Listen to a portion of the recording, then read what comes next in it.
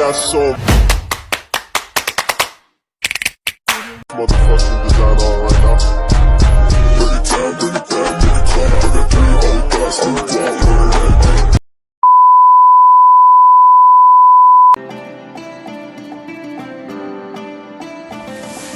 Sunan Derajat bagian dari Wali Songo yang lahir dari keluarga wali, dan beliau adalah putra bungsu Sunan Ampel dengan Nyai Ageng Manila. Beliau juga adik kandung dari Sunan Bonang. Sunan Derajat yang memiliki nama asli Raden Kosim yang lahir kisaran tahun 1470 Masehi.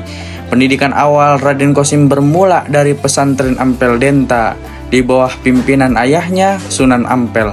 Pesantren Ampel Denta menjadi tempat pendidikan para santri yang menghasilkan beberapa wali seperti Sunan Bonang, Sunan Giri, Sunan Kalijaga, dan Sunan Gunung Jati. Selain mendalami masalah keagamaan, Raden Kosim juga mempelajari adat istiadat, kebudayaan Jawa latar belakang ibunya Nyai Ageng Manila yang merupakan putri dari Adipati Tuban, memberikan kesempatan kepada Raden Kosim untuk mendalami kebudayaan Jawa. Pengetahuan inilah yang akan membuat Raden Kosim memahami sosioantropologi kebudayaan Jawa. Penting untuk dakwah di tanah Jawa, Raden Kosim dikenal memiliki sensitivitas terhadap masyarakat Jawa agar kehidupan sosial masyarakat Jawa pada masa-masa tersebut. Raden Kosim juga menyaksikan banyak masyarakat yang hidup dalam kemiskinan. Setelah belajar di Ampel Denta, Raden Kosim ke Cirebon untuk belajar dengan Sunan Gunung Jati, dan Sunan Ampel mengirim Raden Kosim agar menambah kedalaman pengetahuan agama putranya tersebut. Belum berdakwah menyebarkan agama Islam, selama belajar di Cirebon, Raden Kosim dinikahkan dengan Dewi Sufia, putra Sunan Gunung Jati. Setelah menikah, Raden Kosim tinggal di desa Derajat. Disinilah Raden Kosim selanjutnya lebih dikenal sebagai Pangeran Raja oleh Sunan Gunung Jati. Raden Kosim diminta membantunya berdakwah di Cirebon. Raden Kosim dikenal oleh penduduk Cirebon dengan nama Pangeran Raja. Tidak kesulitan membantu dakwah Sunan Gunung Jati. Bahasa Cirebon yang masih mirip dengan bahasa Jawa memudahkan Sunan Derajat berkomunikasi dengan penduduk setempat. Pada sebuah sidang, Raden Kosim diangkat menjadi wali. Raden Kosim selanjutnya dikenal sebagai Sunan Derajat. Beberapa tahun kemudian, Raden Kosim beserta keluarganya kembali ke Ampel Denta.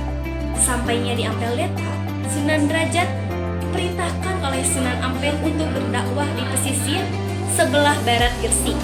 Sunan Derajat sampai di sebuah tempat yang bernama Desa Banjarwati, bagian sebelah barat Gresik yang sekarang masuk dalam Kabupaten Lamongan. Di desa tersebut, Sunan Derajat disambut baik oleh Ki Mayang Madu dan Mbah Banjar. Mbah Banjar adalah seorang sesepuh di kampung tersebut. Sunan Derajat mempunyai antusias baik dari masyarakat karena ia mempunyai dan bisa berinteraksi sangat dekat pada masyarakat tersebut. Sunan Derajat mengawali dakwahnya dengan menggunakan saran-sarannya untuk mengajar ngaji dan membuat sekolah-sekolah di desa tersebut.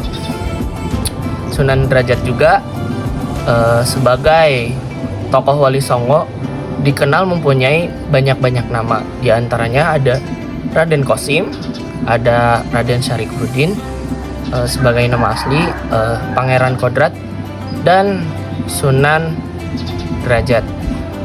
Sunan Derajat mempunyai nama-nama tersebut yang ia terima saat ia berdakwah di pulau-pulau Jawa.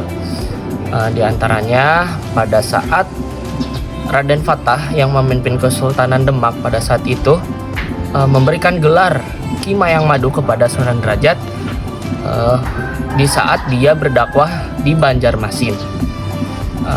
Saat itu Sunan Derajat dikenal sebagai Wali Songo yang mempunyai banyak nama, dan ajaran-ajaran atau media-media dakwah yang digunakan oleh Sunan Derajat, salah satunya wayang golek yang digunakan untuk menyiarkan agama Islam atau syariat Islam di tempat-tempat di Pulau Jawa.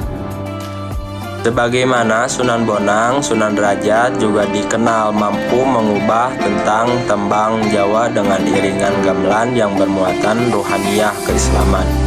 Sunan Derajat dalam dakwahnya menekankan pentingnya solidaritas dan gotong royong pada masyarakat. Sunan Derajat juga dikenal sebagai ulama yang memiliki jiwa sosial yang tinggi.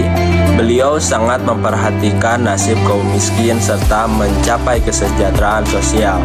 Masyarakat terlebih dahulu memberikan perhatian terhadap kehidupan, dan setelah itu Sunan Derajat baru menyampaikan ajaran Islam. Ajaran tentang etos kerja dan kedermawaan ditekankan kepada masyarakat. Beliau juga mengajarkan kepada penduduk dengan tata cara mengambung rumah atau membuat tandu untuk mengangkat orang sakit.